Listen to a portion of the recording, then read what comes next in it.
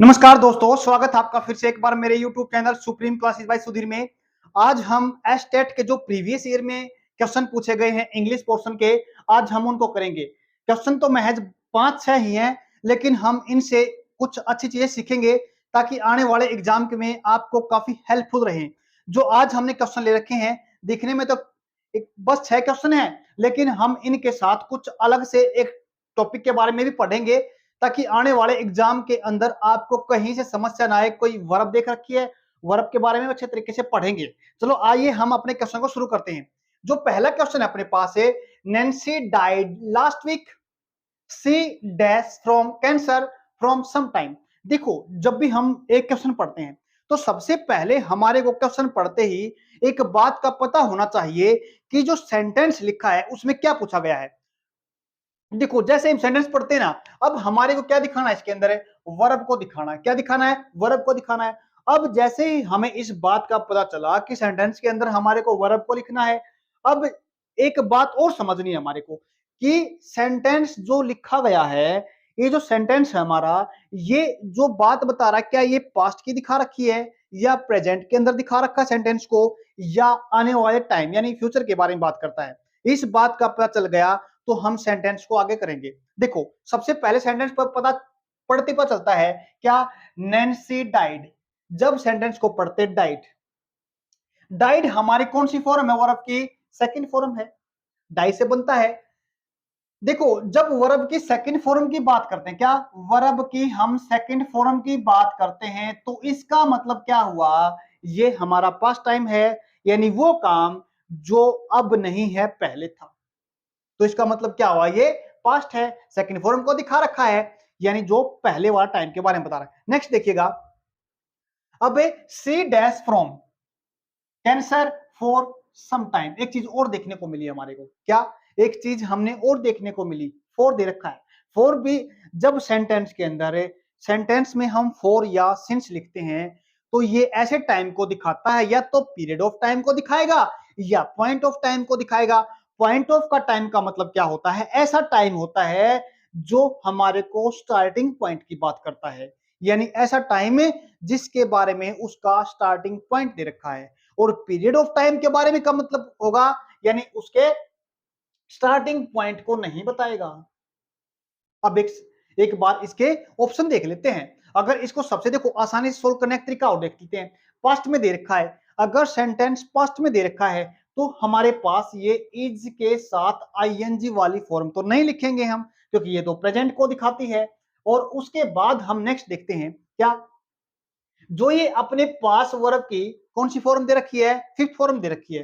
Fifth form का मतलब क्या होता है, जब सेंटेंस के अंदर वर्ब की फर्स्ट फॉर्म को दिखाते हैं या वर्ब की फिफ्थ फॉर्म को दिखाते हैं, तो ये दो वर्ब ऐसे टाइम को दिखाती हैं, ऐसे कामों को दिखाती हैं सेंटेंस के अंदर जो हमारे रूटीन के अंदर होते हैं, या हमेशा होते हैं, या डेली होते हैं। रूटीन के अंदर हमेशा होने वाले या फिर डेली होने वाले कामों को दिखाती है। जैसे हम सुबह जो सैर का काम है यानी मॉर्निंग वॉक पे जाते हैं, हमेशा काम होता है। हमेशा होने वाले कामों को दिखाने के लिए तो वर्ब की फर्स्ट फॉर्म लिखी जाती है या फिफ्थ फॉर्म लिखी जाती है। अब ये हमारी कौन सी फॉर्म लिखी है, फिफ्थ फॉर्म लिखी है। सेंटेंस में इसको नहीं लिखेंगे क्योंकि किसको दिखाती है, डेली होने वाले कामों को। लेकिन ये क्या बता रहा है, वर्ब की सेकंड फॉर्म क्या दिखा रखा है, सेकंड का मतलब होता है यहाँ पे पास्ट फॉर्म को दिखा रखा है, यानी वो टाइम जो अब नहीं है। और उसके बाद हम बात करते हैं सफरिंग। क्या सफरिंग, जब भी हम सेंटेंस के अंदर वर्ब की फॉर्म के साथ यानी फर्स्ट फॉर्म के साथ है, सेंटेंस में क्या दिखाते हैं, आईएनजी दिखाते हैं। क्या लिखते हैं, सेंटेंस के अंदर वर्ब की फर्स्ट फॉर्म के साथ आईएनजी लिखा जाता है, तो इसका मतलब क्या हो गया, वो काम चल रहा है। अगर वो काम चल रहा है तो इसका मतलब क्या है, इसके साथ वो टाइम को दिखाने वाला शब्द भी लिखा जाएगा। क्या लिखा जाएगा, टाइम को दिखाने वाला शब्द। ये कभी भी अकेले नहीं आता। कौन सा, आईएनजी वाली फॉर्म का। इसके साथ हम हमेशा एक वर्ब लिखते हैं, यानी साथ क्या लिखेंगे, वर्ब की बी की फॉर्म लिखेंगे, जैसे हमने इसके साथ दिखा रखी है। क्या, सफरिंग के साथ क्या दिखा रखी है, इज दिखा रखा है। यानी इसके पहले हम क्या लिखेंगे, कोई भी बी की फॉर्म लिखेंगे, तो सेंटेंस में इसको तो हमें नहीं लिखेंगे, यानी बी की फॉर्म का होना जरूरी है। अब सेंटेंस में ये भी खत्म हो गया, क्योंकि इसके साथ तो बी की फॉर्म लिखते हैं, सीधा सेंटेंस में नहीं लिख सकते। और अपने पास ये भी खत्म हो गया, क्योंकि हमारे पास क्या दे रखा है, इज। बात कहां दिखा रखी है, पास्ट के अंदर दिखा रखी है, इसको तो नहीं लिखेंगे हम। नेक्स्ट देखिएगा अपने पास हमने क्या पढ़ा, सफर्स, यानी इसका मतलब क्या हो गया, अपने पास से ऐसा काम दिखा रखा है जो काम रूटीन के अंदर होता है। एक चीज और समझते हैं हम यहाँ पे, क्या देखो, जब भी हम क्या है वर्ब की फर्स्ट फॉर्म के साथ एस को दिखाएं, ईएस को दिखाएं, क्या या तो दिखा देते हैं एस के एस या फिर ईएस, तो इसका मतलब क्या हो गया, वर्ब की फिफ्थ फॉर्म क्या बनी, वर्ब की फिफ्थ फॉर्म बनी कब, एस या ईएस लगने से। कौन सी फॉर्म के साथ, फर्स्ट फॉर्म के साथ। इसका मतलब ये काम रूटीन के अंदर होता है। और इस काम को करने वाला इंसान कौन होंगे, इस काम को करने वाले फिफ्थ फॉर्म के साथ या तो हम बात करेंगे ही के साथ, या लिखेंगे सी के साथ, या लिखेंगे इट के साथ। फिफ्थ फॉर्म हमेशा ही सी इट को दिखाती है। जैसे कि एक सेंटेंस देख लेते हैं, जैसे मैं बात करता हूं, किसकी बात करता हूं, ही की बात करता हूं, और ही का कौन सा काम है, सुबह उठने का काम है। सुबह उठना क्या होता है, गेट अप होता है, तो क्या बोलेंगे, ही गेट, क्या बोलेंगे, ही गेट, गेट नहीं बोलेंगे यहां पे, ही गेट्स अप, वह उठता है। कब उठता है, यहां पे और लिख लो, अर्ली इन द मॉर्निंग, ठीक है ना। यहां पे सेंटेंस लिखने का मतलब मेरा क्या है, वर्ब की जब हमारे सेंटेंस में एग्जाम के अंदर पूछा जा सकता है, क्या जब हम वर्ब की फर्स्ट फॉर्म के साथ एस या ईएस लिखते हैं, तो उस टाइम को दिखाएगा जो रूटीन के अंदर होते हैं। जैसे द सन राइज, नहीं rises, the sun rises in the east,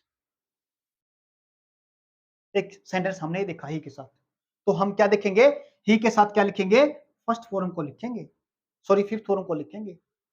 समझ में आ गया। नेक्स्ट देखते हैं, अब एक चीज और देख लेते हैं, क्या जो हमने सेंटेंस में दिखा, जो हम सेंटेंस लिख रहे हैं, हमने फिफ्थ फॉर्म सॉरी एस या ईएस वाली वर्ब को भी निकाल दिया, आईएनजी वाली में इज लगा रखा है तो ये तो नहीं आएगा, क्योंकि हमने सेकंड फॉर्म की बात कर रखी है, इज तो खत्म हो गया यहाँ पे।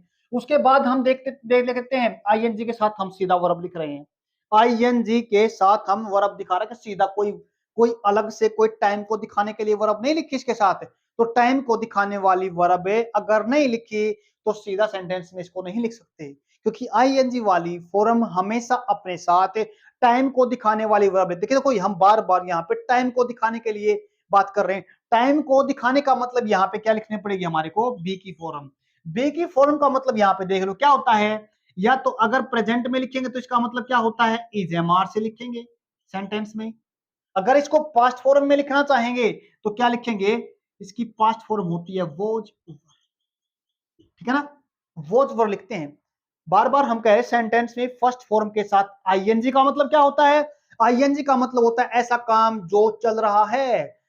फिर दूसरी बात, वो कभी टाइम नहीं दिखाती, टाइम का मतलब ये नहीं बताती ये प्रेजेंट की बात है या पास्ट को दिखा रही है। तो हमने क्या करना पड़ेगा, टाइम का पता करने के लिए अपने पास एक अलग से वर्ब लगानी पड़ेगी, वो वर्ब वो टाइम दिखाएगी। अगर प्रेजेंट का टाइम है तो इजेमा के साथ दिखाएंगे, अगर पास्ट का टाइम है तो वो जो वर्ब के साथ लिखा जाएगा। ये बात थी समझने की। अब एक चीज और समझ लेते साथ, अगर इसके साथ हमने क्या लगा रखा है, आईएनजी लगा रखा है, तो इसका मतलब ये तो हमारी क्या हो गई, मेन वर्ब हो गई। और इनको जो अलग से वर्ब लगाते हैं टाइम को दिखाने के लिए, एग्जाम के अंदर पूछा जा सकता है, टीचिंग एग्जाम के अंदर अगर कोई एक मेन वर्ब के साथ कोई अलग से वर्ब लिखी जाती है तो ये तो होती है हमारी हेल्पिंग वर्ब और ये होती है हमारी मेन वर्ब। इसी को बोलते हैं हेल्पिंग वर्ब। दूसरा बोलते हैं इसको ऑक्सिलरी वर्ब, क्या बोलेंगे, या तो इसको ऑक्सिलरी वर्ब बोलो जो ये हमने लिखी है, या इसको क्या बोलो, हेल्पिंग वर्ब। ऑक्सिलरी वर्ब या हेल्पिंग वर्ब, ये हमारी मेन वर्ब रहेगी। अब हम वापस क्वेश्चन पे आते हैं, क्या तीन ऑप्शन अपने खत्म हो गए। अब हमारे पास क्या बचा, हैड बीन सफरिंग, क्या बचा अपने पास है, हैड बीन सफरिंग। ऑप्शन के अंदर क्या रहेगा अपने पास है, ये आंसर अपना सही रहेगा। हमने देख लिया हैड बीन सफरिंग। एक चीज और देखते हैं, हमने पीछे बात की, क्या फॉर, ऐसा टाइम जो टाइम पीरियड के बारे में, क्या टाइम पीरियड के बारे में। देखो सेंटेंस में हमने पढ़ा फॉर आ गया अपने पास, क्या आ गया, फोर आ गया या सिंस लिख देता है तो वो टाइम दिखाता है जिसको टाइम पीरियड बोलते हैं, पॉइंट ऑफ टाइम बोलते हैं, स्टार्टिंग पॉइंट की बात करता है। अगर स्टार्टिंग पॉइंट को दिखाता है मतलब क्या है, जैसे अगर एग्जाम के देखो ऐसे आ जाए सी, अब एग्जाम देखो आंसर तो ये रहा, C had been suffering from cancer, तो हम यहां पे लिखेंगे फॉर सम टाइम, ये सेंटेंस आपका सही हो गया। अगर इसमें अगर हम सिंस लिखना चाहें, क्या लिखना चाहें, सिंस लिखना चाहें तो क्या बोलेंगे, C had been suffering since Monday, since January, since कोई महीने का नाम दे देगा, कोई डे का नाम दे देगा, इसमें हमारे को ये देखना है। अगर सिंस लिखना है तो वो टाइम दिखाया जाएगा जहां से शुरू किया है, और पीरियड में क्या दिखाएगा हमारे को बताएगा नहीं। अब पीरियड में क्या बनेगा, यहां पे क्या हो सकता है, इसकी जगह पे सम टाइम की जगह पे हम लिख सकते हैं लास्ट, सॉरी क्या बोल सकते हैं, 3 डेज, क्या बोलेंगे 3 डेज, या बोलेंगे 3 मंथ्स, इसको हम पीरियड ऑफ टाइम को ऐसे लिखते हैं, या तो लिखेंगे 3 डेज, 3 मंथ्स, ये होता पीरियड ऑफ टाइम। अगर पॉइंट ऑफ टाइम की बात करें, इसको साथ सिंस के साथ लिखना चाहेंगे तो सिंस के साथ लिखेंगे तो क्या करेंगे, हम लिखेंगे सीधा सिंस, सिंस मंडे, क्या है, मंडे से बीमार है, सिंस के साथ दिखाएंगे। ये होता अपना पॉइंट ऑफ टाइम, और इसको बोलते हैं पीरियड ऑफ टाइम, क्या बोलेंगे इसको, पीरियड ऑफ टाइम। उम्मीद करता हूं समझ में आ गया होगा। एक चीज और समझते हैं इसके साथ, जो लास्ट चीज है इसमें, क्या, देखो अपने पास क्या है, सफरिंग फ्रॉम, इसका मतलब होता है किसी चीज से बीमार होना, जैसे क्या है, सफरिंग फ्रॉम कैंसर। एक चीज और समझते हैं, इसके जैसा एक शब्द और है, उसको बोलते हैं कंप्लेन ऑफ, कंप्लेन ऑफ, जो मतलब है सफरिंग का होता है वही मतलब होता है कंप्लेन ऑफ, क्या बोलेंगे, कंप्लेन ऑफ, इसका मतलब भी होता है किसी चीज से बीमार, जो मतलब सफरिंग फ्रॉम का है वही मतलब कंप्लेन ऑफ का है। उम्मीद करता हूं आपको क्वेश्चन बड़े अच्छे तरीके से समझ में आ गया होगा। अब हम नेक्स्ट क्वेश्चन देखते हैं। देखो अपने पास क्या है, when dash we expect you. अब देखो हमने सेंटेंस पढ़ने के बाद देखो एग्जाम ही, जो एग्जाम के अंदर पूछा गया ना, एग्जाम ही में पूछा गया, हमारे पास पॉसिबिलिटी दिखाई गई है, एग्जाम में हिंट दे रखा हमारे को, क्या, जो हमने मॉडल वर्ब लिखनी है, मे लिखेंगे या विल लिखेंगे या हैव टू लिखेंगे या डेयर लिखेंगे। सबसे पहले एग्जामिनर ने हमारे को यहाँ पे सेंटेंस में हिंट दे रखा है, बहुत अच्छी बात है, एग्जामिनर हमारे को हिंट दे देता है। अब यहाँ पे हमारे को मॉडल वर्ब लिखनी है, क्या होती है मॉडल वर्ब, क्या होती है, देखो एक दो चीज बेसिक सीख लेते हैं। मॉडल वर्ब वो वर्ब होती हैं जो हमारे को बताती हैं, क्या, कोई पॉसिबिलिटी के बारे में दिखा दिया, कोई ताकत के बारे में दिखा दिया, कोई एडवाइस को दिखा दिया, कोई कैपेसिटी को दिखा दिया, कोई नियर में जो आने वाली पॉसिबिलिटी को दिखा दिया, किसी की संभावना कम बनती है, किसी की संभावना ज्यादा बनती है। मॉडल वर्ब कौन सी होती हैं, वो मॉडल वर्ब होती हैं जो इन चीजों को बताती हैं, संभावना को दिखाती हैं, कैपेसिटी को दिखाती हैं, पावर को दिखाती हैं, परमिशन को दिखाती हैं, परमिशन लेनी है देनी है, एडवाइस को बताती हैं। ये क्या होती है, मॉडल वर्ब होती हैं। और एक चीज और देखने की है, मॉडल वर्ब के साथ हमेशा क्या, मॉडल वर्ब के साथ हम वर्ब की फर्स्ट फॉर्म को लिखते हैं, यानी फर्स्ट फॉर्म को दिखाया जाता है। एक चीज देखते हैं यहाँ पे, क्या, हम जैसे मॉडल वर्ब को लिखेंगे तो हम क्या दिखाते हैं, हमेशा वर्ब की फर्स्ट फॉर्म को लिखते हैं।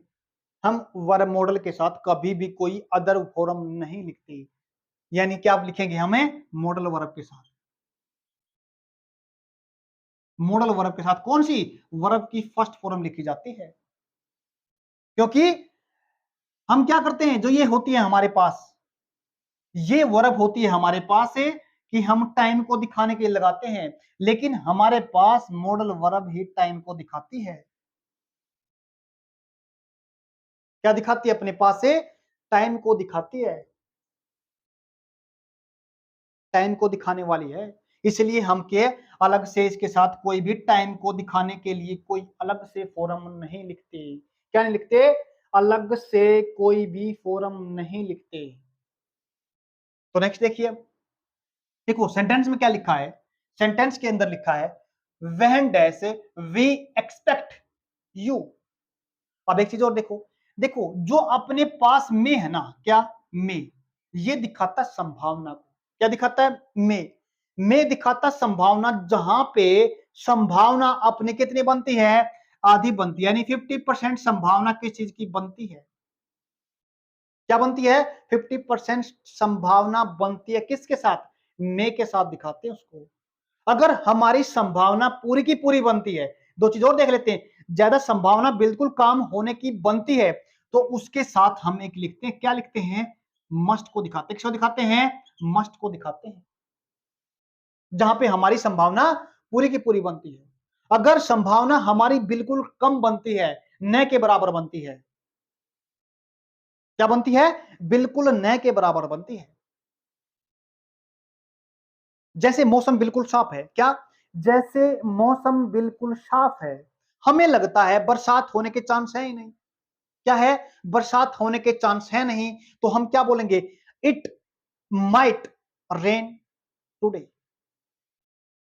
शायद ही बरसात होगी, शायद ही, मतलब क्या हो गया? It might rain today. यहां पे माइट क्या दिखा रहा है? संभावना बिल्कुल कम दिखा रहा है। अगर हम लिखते हैं इट मे रेन टुडे, यहां पे मैं क्या दिखा रहा है? संभावना को दिखा रहा है, लेकिन संभावना कितनी? आधी। ऐसा लग रहा है, देखो बादल है, बरसात हो भी सकती है, बरसात नहीं भी हो सकती है, दोनों संभावनाएं बनती है। तो यहां पे क्या लिखेंगे? It may rain today. अगर हमें लगता है बिल्कुल बादल हैं, बरसात होने वाली है, लगता है बिल्कुल, संभावना ऐसे बनती है, तो क्या बोलेंगे? It must rain today.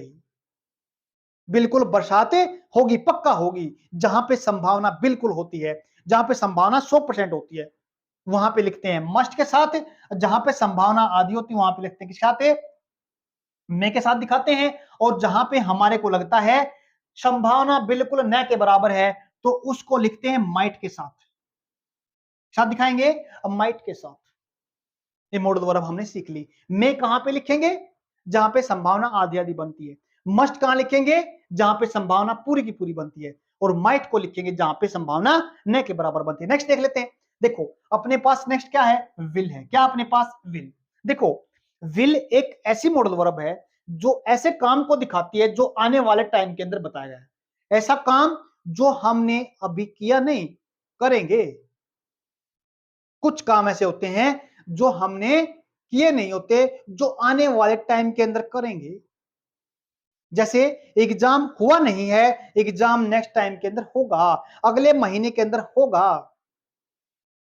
खाना हमने खाया नहीं है, डिनर हमने लिया नहीं है, डिनर हम लेंगे।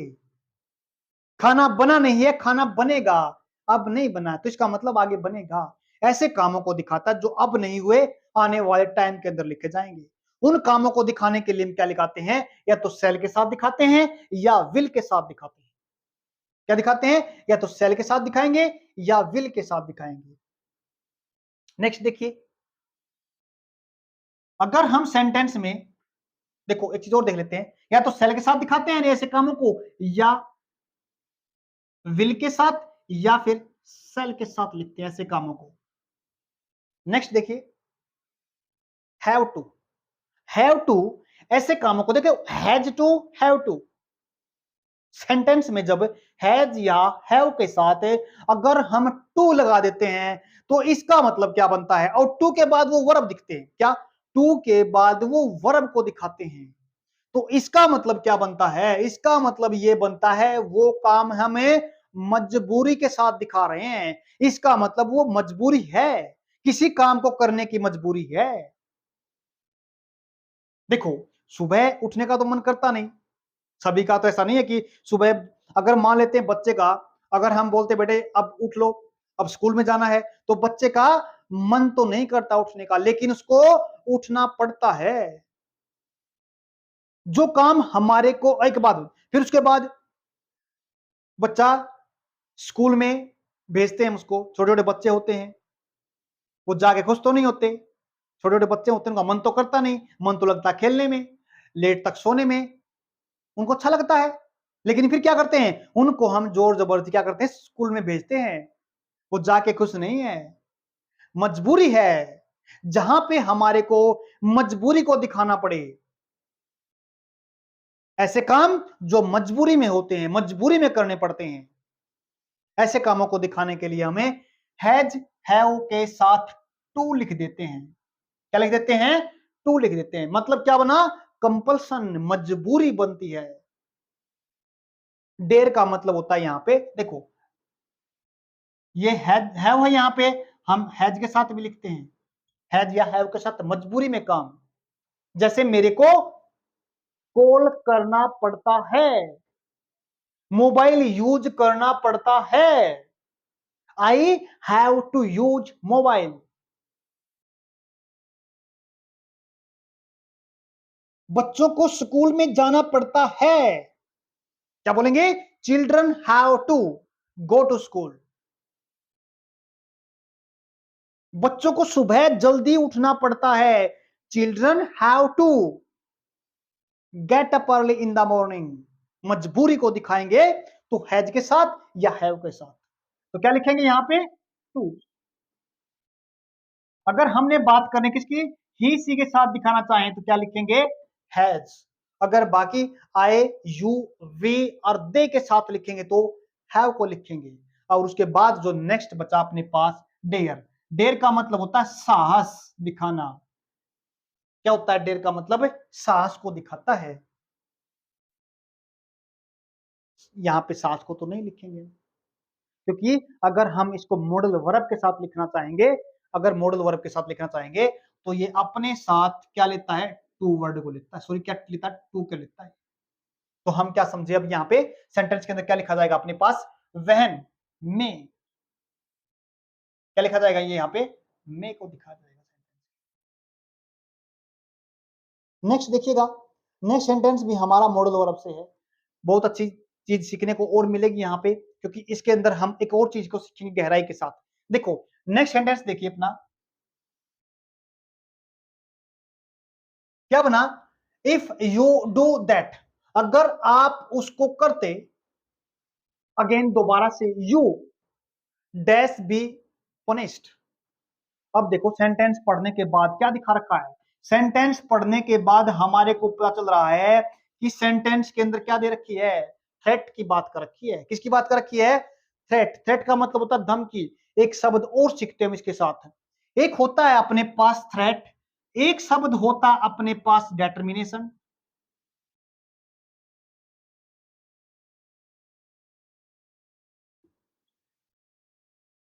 एक शब्द होता अपने पास प्रोमिस।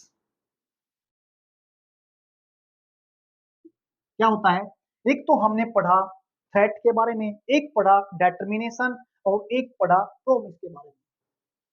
अब सीखते हैं क्या बात कह रहा है यहाँ पे सेंटेंस के अंदर। देखो ऑप्शन देख लेते हैं हम, मे, सेल, कैन और ऑट।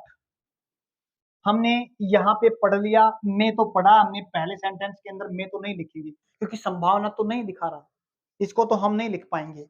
उसके बाद सेल देखते हैं, अब पढ़ते हैं सेल के साथ। हमने पिछले सेंटेंस में बात करी, सेल और विल को ऐसे कामों को के साथ लिखा जाता है जो अब नहीं हुए, आने वाले टाइम के साथ लिखते हैं उनको। क्या लिखते हैं, आने वाले टाइम के साथ लिखते हैं उनको। अब देखो यहाँ पे क्या कर रहे हैं, जब भी हम सेंटेंस के अंदर किसकी बात करते हैं, अगर बात करते हैं अपनी, अगर बात करते हैं हम किसकी, आई और वी के साथ क्या लिखते हैं, हमें सेल को लिखते हैं। क्या लिखते हैं, हमें आई और वी के साथ किसको लिखते हैं, हमें सेल के साथ लिखते हैं। आई और वी के साथ किसको दिखाएंगे, सेल के साथ दिखाते हैं, जनरली आमतौर पे दिखाते हैं। और जो बाकी हमारे पास बच गया, कौन बच गया, ही बचा अपने पास, सी को दिखाया हमने। देखो हमने किसको दिखाया, एक तो हम बात करते किसके बारे में, ही के बारे में, एक हम बात करते किसके बारे में, सी के बारे में। अगर हम लिखना चाहें किसको, इट के साथ, अगर हम लिखना चाहें किसके साथ, दे के साथ, अगर हम लिखना चाहे किसके साथ, सामने वाले के यू के साथ लिखना चाहे सेंटेंस में, तो इन सभी के साथ हम क्या लिखेंगे, इनको दिखाने के लिए हम क्या लिखेंगे, विल के साथ लिखेंगे। किसके साथ लिखेंगे, विल के साथ लिखेंगे। अगर बात सामान्य है, मैं कल ऑफिस जाऊंगा, तो क्या सेंटेंस बनेगा, I will go to office, I will go to office, sorry क्या बोलेंगे, I shall go to office, कब, टुमारो। मैं पढ़ूंगा, क्या पढ़ेंगे, आई सेल स्टडी। मैं खेलूंगा, आई सेल प्ले। ये काम क्या है, हम आने वाले टाइम के अंदर करेंगे। तो जनरली हमने क्या लिखा, आई के साथ किसको दिखाया, सेल को दिखाया। क्या दिखाया, आई के साथ सेल को दिखाया। ऐसे ही हम किसके साथ, ही को, सी के साथ, इट के साथ, दे और यू के साथ किसको दिखाएंगे, विल को दिखाएंगे। जैसे वो स्कूल जाएंगे, वह स्कूल जाएगा, क्या बोलेंगे, he will go to school. Office जाएगा, he will go to office. Call करेगा, ही विल कॉल। वह कॉल करेगी, सी विल कॉल। वो खाना बनाएगी, she will prepare food. She will, ध्यान से समझने की बात, जर्नल बात कर रहे हैं हम, जर्नल बात कर रहे हैं। अगर हमको जर्नल में, सेंटेंस में अगर ऐसा काम है जो अब नहीं आने वाले टाइम के अंदर करेंगे, तो हम अगर ही की, सी की, इट, दे, यू के साथ दिखाना चाहें तो क्या लिखेंगे, विल लिखेंगे। बाकी के साथ क्या लिखेंगे, आई और वी के साथ क्या लिखेंगे, सेल लिखेंगे। लेकिन यहां पे कहानी कुछ और है। क्या है कहानी, हमने किसकी बात कर रखी है, यू की, यू को दिखा रखा, किसको दिखा रखा है हमने, यू को दिखा रखा है। लेकिन अपने पास यू किसके साथ लिखते हैं, विल के साथ लिखते हैं। बहुत इंपॉर्टेंट चीज समझना, काफी इंपॉर्टेंट चीज है। देखो, दिखा किसको रखा है, यू को। क्या अपने पास यहां पे सेंटेंस के अंदर विल को दिखा रखा ऑप्शन में सेल, कैन, ओट, नहीं दिखा रखा। क्या है, नहीं दिखा रखा विल को। आना चाहिए था क्या, विल, लेकिन आएगा क्या, सेल। क्यों, क्योंकि अब देखते हैं यहां पे, जब हमारे पास अगर बात करते हैं सब्जेक्ट हैं ये, मतलब ही, सी, इट, दे, यू, अगर हम इनकी बात करते हैं और सेंटेंस के अंदर क्या दिखा रखा है, सेंटेंस के अंदर थ्रेट दिखा रखा है, सेंटेंस के अंदर डेटर्मिनेशन दिखा रखा है, कोई दृढ़ निश्चय दिखा रखा है, सेंटेंस के अंदर अगर प्रॉमिस को दिखा रखा है। दोबारा फिर देखो, सेंटेंस के अंदर बात कर रखी है ही, सी, इट, दे, यू। सेंटेंस में अगर इनकी बात कर रखी है, इस सब्जेक्ट की बात कर रखी है, और सेंटेंस में दिखा रखा है थ्रेट को, डेटर्मिनेशन को, प्रॉमिस को, तो अपने पास शेल नहीं आएगा। तो अपने पास क्या आएगा, सॉरी, अपने पास विल नहीं आएगा। तो फिर अपने पास क्या आएगा, इसके साथ अपने पास सेल को लिखा जाएगा। किसको लिखा जाएगा, सेल को लिखा जाएगा। अगर अपने पास यहां पे सब्जेक्ट में कौन कौन होते हैं, अगर मान लेते हैं अपने पास अगर यही थ्रेट, यही डेटर्मिनेशन, यही प्रोमिस अगर इसके साथ लिखी, किसके साथ लिखी है, आई के साथ और वी के साथ दिखा रखी है, तो फिर हमारे पास यहां पे सेल नहीं लिखा जाएगा, तो विल के साथ दिखाएंगे। उम्मीद करता हूं आपको बातें समझ में आ रही हैं। कब दिखाएंगे सेल के साथ, आई और यूवी, आई और वी के साथ हमें सेल को जनरल कंडीशन में लिखते हैं, जो काम हम करेंगे। लेकिन आई और वी के साथ अगर सेंटेंस के अंदर थ्रेट को दिखाया गया है, अगर डेटर्मिनेशन को दिखाया गया है, अगर प्रॉमिस को दिखाया गया है, तो फिर सेल नहीं आएगा जी, तो फिर आएगा आई विल। तो क्या बनेगा, आई विल बनेगा, वी विल बनेगा। ये चीज यहां पे समझने की थी। एग्जाम के अंदर आपको थ्रेट दिखा दे यहां पे, डेटर्मिनेशन दिखा दे यहां पे, प्रॉमिस दिखा दे यहां पे, तो हम यहां पे सब्जेक्ट के हिसाब से लिखेंगे। किसकी बात कर रखी है, आई और वी के साथ सेल नहीं, विल को लिखेंगे। अगर ये तीन चीजें दिखाएंगे, ध्यान रखना हमारे को, जर्नली कोई काम होता है तो हम लिख सकते हैं आई और वी के साथ सेल। बट अगर हमारे को कुछ प्रॉमिस, डेटर्मिनेशन और थ्रेट दिखा रखी है, तो हम लिखेंगे अपने पास किसको, इनके साथ सभी को लिखेंगे सेल के साथ, अदरवाइज विल के साथ हम ऐसे लिखेंगे। उम्मीद करता हूं समझ में आया, एग्जाम के अंदर ऐसा सेंटेंस आ सकता है। तो क्या बना अपने पास, मैं तो हमने नहीं लिखा, और अपने पास सेंटेंस के अंदर क्या बना, आंसर बना अपने पास। सेल को हम सेंटेंस में लिखें, किसको लिखेंगे, सेल के साथ दिखाएंगे सेंटेंस के अंदर। अब एक चीज और देख लेते हैं, तो अपने पास सेंटेंस में क्या आएगा, एक चीज और देखेंगे अब यहां पे। नोट्स बनाए इन चीजों के, बहुत इंपॉर्टेंट चीजें हैं ये, काफी काम आएंगे आपके एग्जाम के अंदर। देखो नेक्स्ट सेंटेंस, नेक्स्ट क्या है अपने पास, कैन। कैन हमारे को पावर दिखाता है, ताकत को दिखाता है सेंटेंस में। ताकत का मतलब क्या होता है, जैसे मैं इंग्लिश बोल सकता हूं, जैसे मैं पंजाबी बोल सकता हूं, तो पंजाबी बोलने क्या है मेरी ताकत है, कैपेसिटी है मेरी। मैं 5 लैंग्वेज बोल सकता हूं, मैं कोई काम कर सकता हूं, मैं फाइट कर सकता हूं। क्यों, मेरे पास पावर है, बॉडी पावर है मेरे पास, मेरे पास ताकत है। मैं कार खरीद सकता हूं, मेरे पास ताकत है। कब, जब मेरे पास पैसे हैं तो मैं कार खरीदने की ताकत रखता हूं। जब हमारे को कैपेसिटी को दिखा जाता है तो हम क्या लगाते हैं, पावर को दिखाने के लिए कैन लगाते हैं। अब अपने पास क्या है, ओट। ओट के साथ हम क्या लिखते हैं, ओट के साथ हम सेंटेंस में टू लिखते हैं, फिर उसके बाद हम कोई वर्ब लिखते हैं। ओट क्या दिखाता है, कोई ऑब्लिगेशन दिखाता है हमारे को। क्या दिखाता है, या तो कोई मॉरल ऑब्लिगेशन को दिखाएगा या ड्यूटी को दिखाएगा। ड्यूटी का मतलब क्या हो गया, जैसे आपको अपने मां बाप की सेवा करनी चाहिए, जैसे आपको बड़ों की रिस्पेक्ट करनी चाहिए। क्या बोलेंगे, you ought to respect your parents, your teachers. You ought to help the poors, आपको गरीबों की सहायता करनी चाहिए। Help you ought to help the poor, गरीबों की आपको क्या करनी चाहिए, हेल्प करनी चाहिए।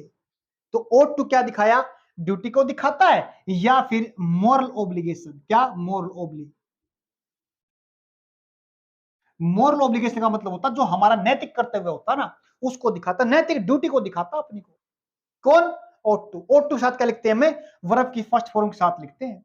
ओट के साथ टू लिखेंगे और उसके बाद हम क्या लिखेंगे जी, वर्ब की फर्स्ट फॉर्म को दिखाएंगे। उम्मीद करता हूं चीज समझ में आ गई होगी आपको। अब नेक्स्ट एक चीज जो रह गई वो देखते हैं इसमें क्या रह गई।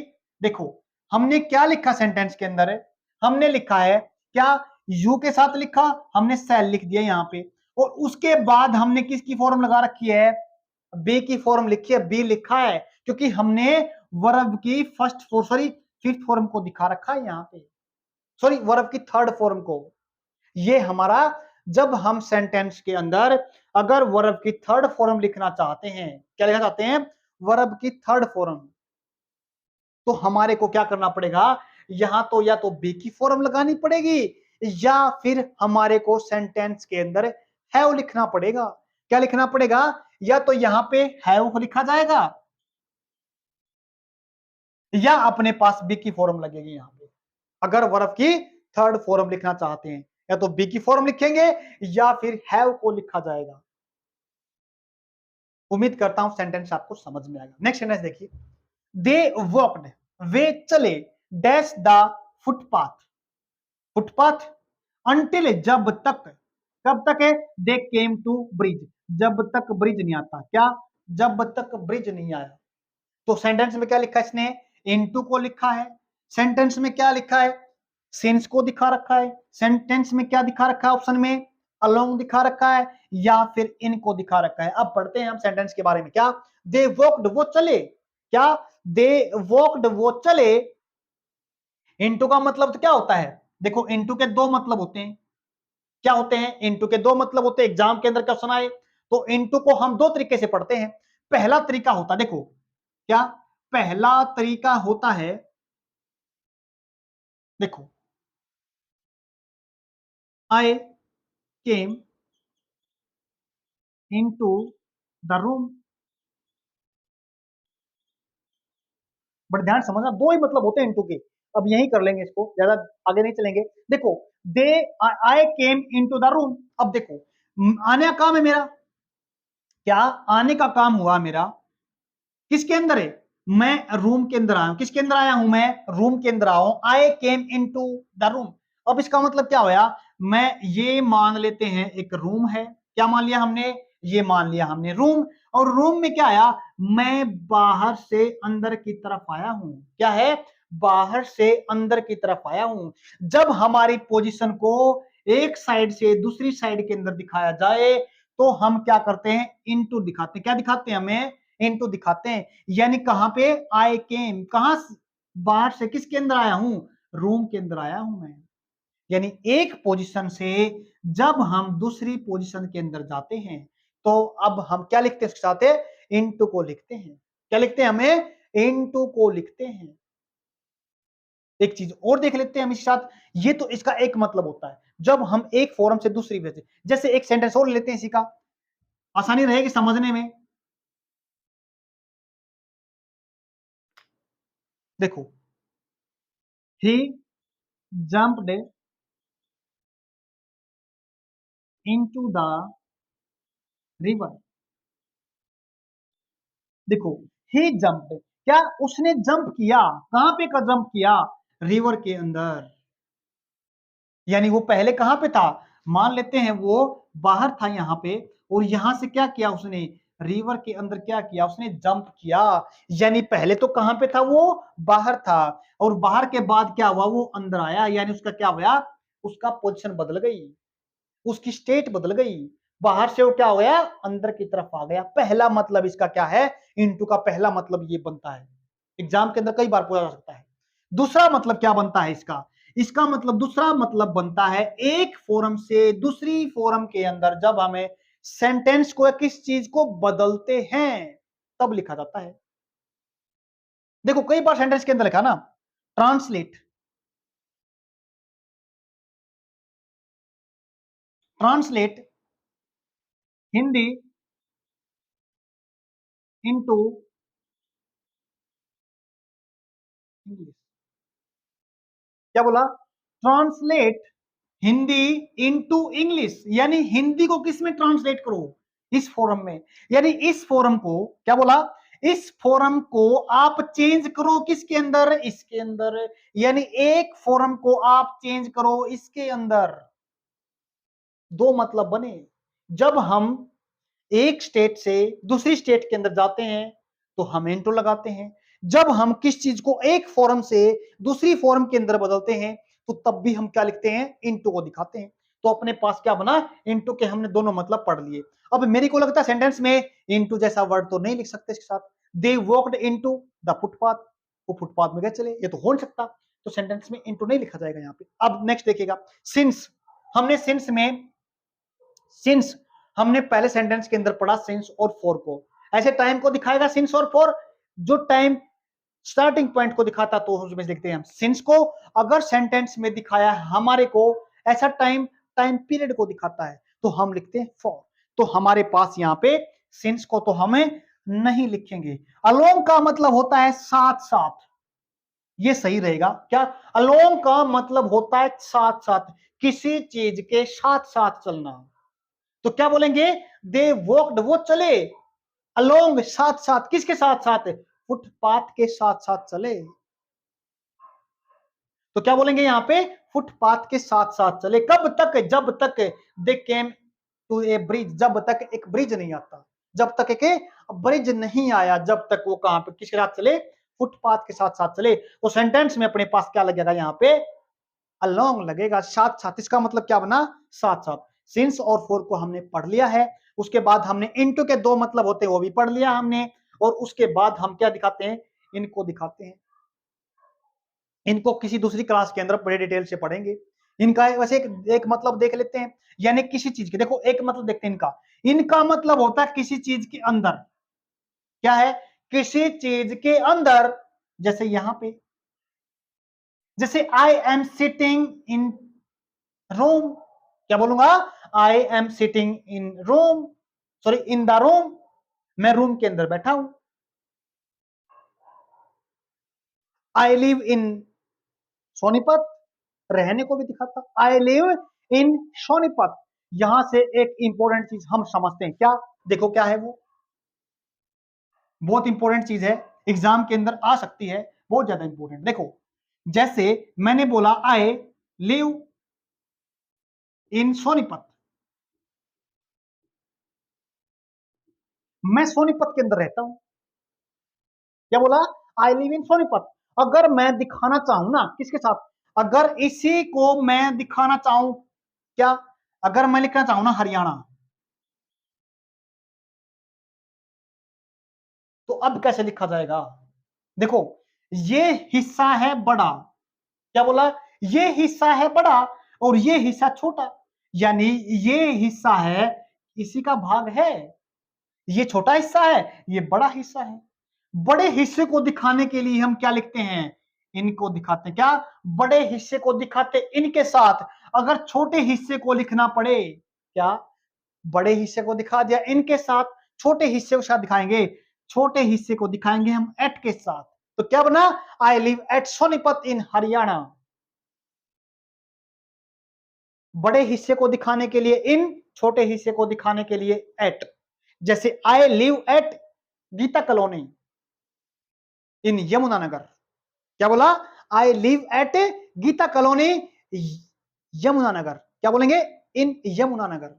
इन लगाएंगे यमुनानगर को दिखाने के लिए, और एट को दिखाएंगे हम जो वो हमने छोटा हिस्सा बात की है। छोटा हिस्सा बोले तो Gita colony, I live at Gita colony in Yamunanagar.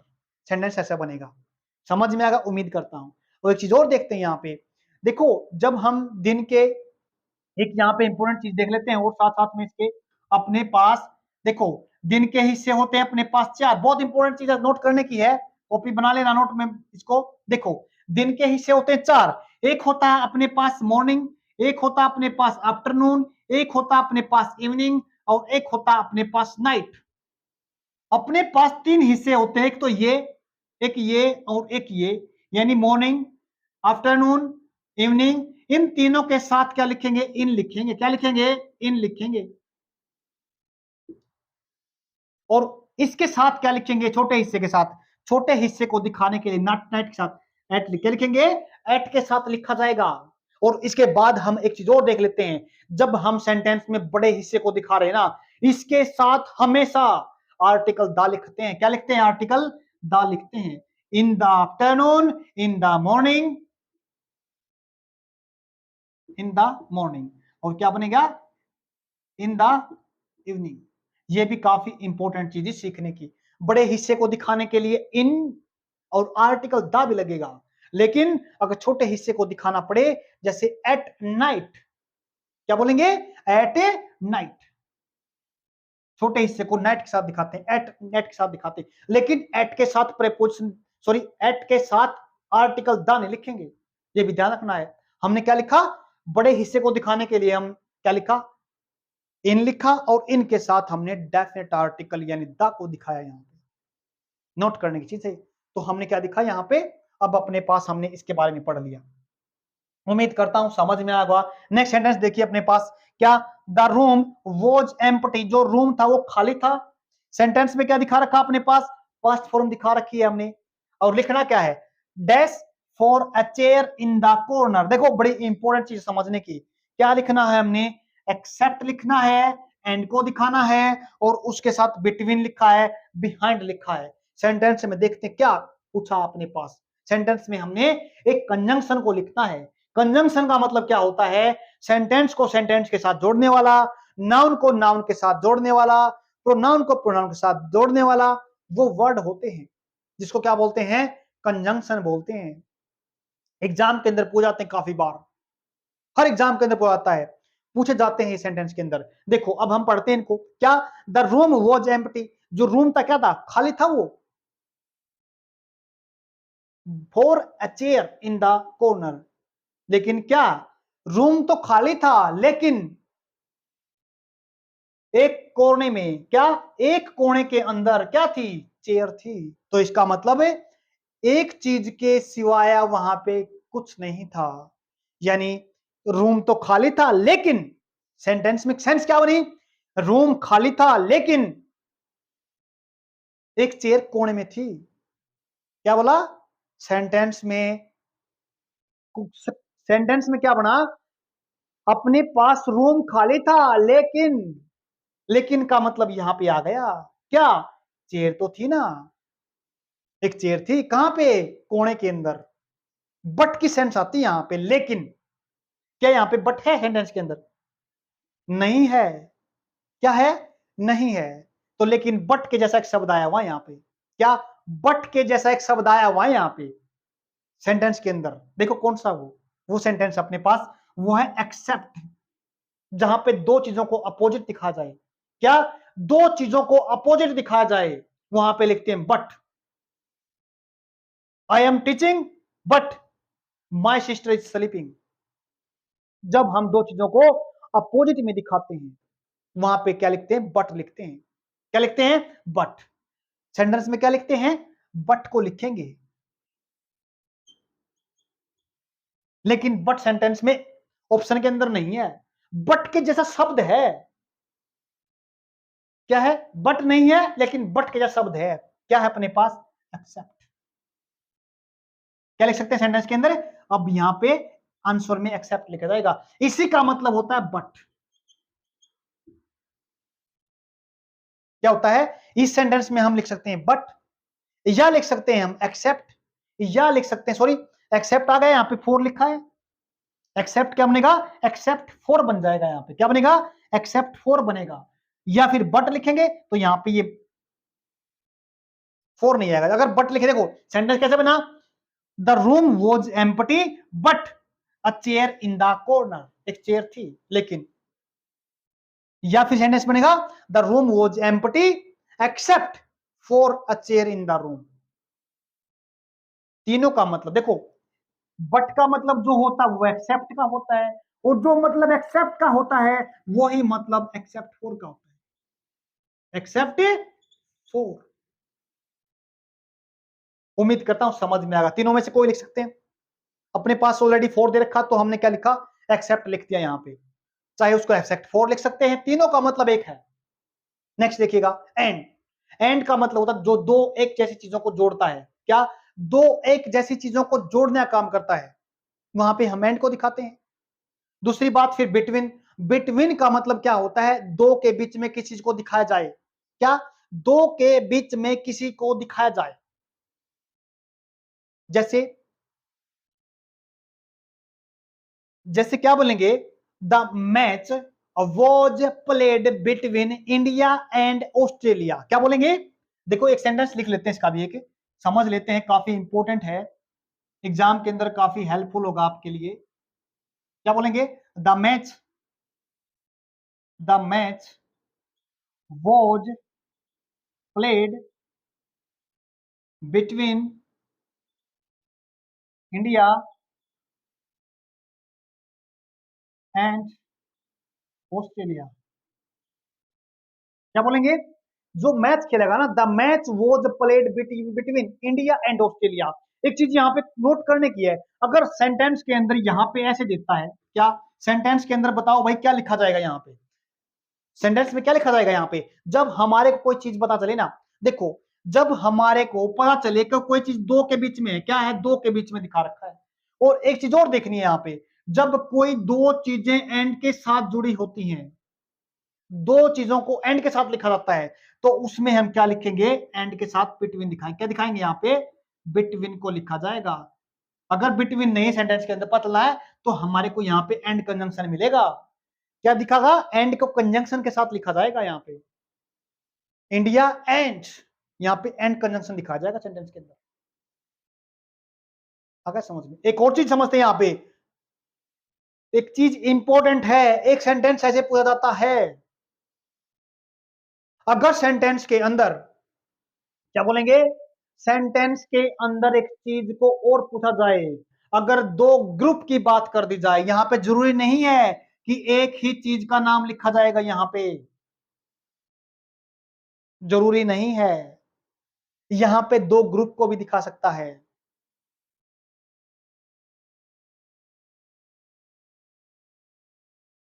क्या बताया, यहां पे एक ग्रुप को भी दिखा जा सकता है, देखो कैसे, क्या बोलेंगे, देखो द मैच वॉज प्लेड, क्या, the match was played between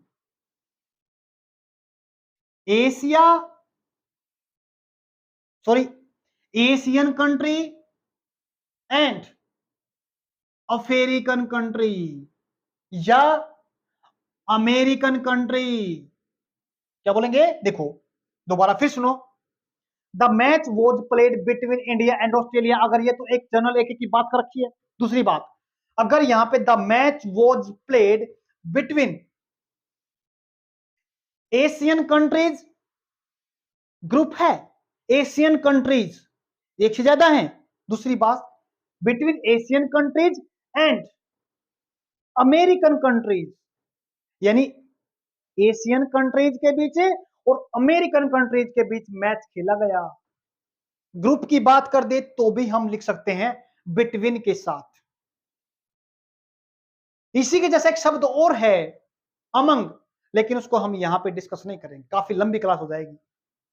क्या पढ़ा हमने, बिटवीन के बारे में पढ़ा, बिहाइंड का मत होता पीछे। नेक्स्ट सेंटेंस देखिए, उम्मीद करता हूं समझ में आया हुआ है ये भी सेंटेंस। नेक्स्ट देखिए, my car dash for the third time, fourth time, fifth time, sixth time. जब कोई भी काम पहली बार होता है, सेकंड टाइम होता है, थर्ड टाइम होता है, ऐसे कामों को दिखाने के लिए हम सेंटेंस में वर्ब की, सॉरी, हैज हैव के साथ वर्ब की थर्ड फॉर्म को लिखते हैं। क्या बोला, सेंटेंस में जब सेंटेंस की सेंस दिखाया जाए, ये पहला टाइम है, ये दूसरा टाइम है। एक चीज और सीखते हैं यहाँ पे, क्या, जब हमारे को ये सेंटेंस मिले ना, क्या, जब सेंटेंस में फर्स्ट, सेकंड, थर्ड, फोर्थ अगर लिखा है, अगर हमारे क्या दिखा रखा है, ऑर्डर दिखा रखा है।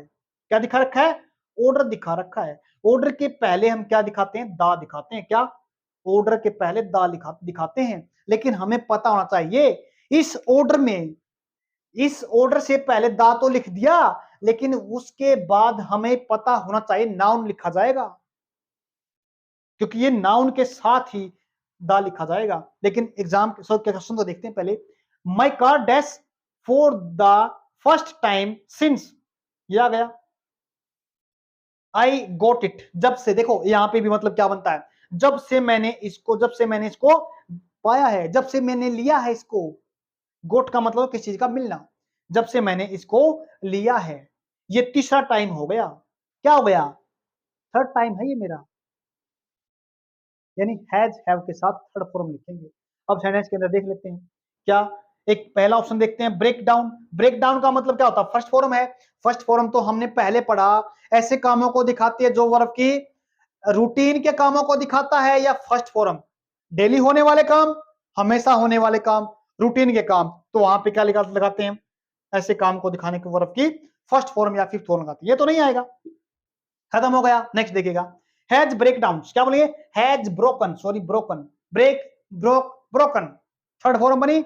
ये सेंटेंस के अंदर लिख सकते हैं हम, ये लिख सकते हैं, लेकिन ऑप्शन और पढ़ लेते हैं। वॉज ब्रोक डाउन नहीं आ सकता, क्योंकि वॉज वर्ग के साथ अगर हम सेंटेंस के अंदर थर्ड फॉर्म लिखना चाहेंगे, वॉज वर्ग के साथ थर्ड फॉर्म या तो आईएनजी के साथ लिखते हैं, वॉज वर्ग के साथ इजमा के साथ, या फिर हम लिखते हैं उसको थर्ड फॉर्म के साथ। ये सेकंड फॉर्म लिखी है, सेकंड फॉर्म के साथ, क्योंकि सेकंड फॉर्म पहले खुद ही टाइम बताने वाली वर्ब है। नोट करना इस चीज को, कॉपी के अंदर हिस्सा बना लेना, क्योंकि वर्ब की जो सेकंड फॉर्म है वो खुद टाइम को दिखाने के लिए लगाते हैं। वो अपने साथ कोई टाइम को दिखाने के लिए अलग से फॉर्म नहीं लेती। तो इसने तो ले रखा ब्रेक के बाद ब्रेक, ब्रोक, इसके साथ टाइम दिखाने वाला शब्द लगा है, गलत हो जाएगा, ये नहीं आएगा। थोड़ी समझ डेवलप करनी है हमारे को। सेकंड फॉर्म है, टाइम को दिखाने वाला वर्ड है, नहीं लिखा जाएगा, क्योंकि यहाँ पे सेकंड फॉर्म ऑलरेडी टाइम बताते। नेक्स्ट देखिएगा, हैज ब्रोकन, ये लिख सकते हैं बिल्कुल, लेकिन एक ऑप्शन और आया हुआ इसके अंदर, break, broke, broken. Break down का मतलब होता है किसी मशीनरी का खत्म होना, खराब हो जाना।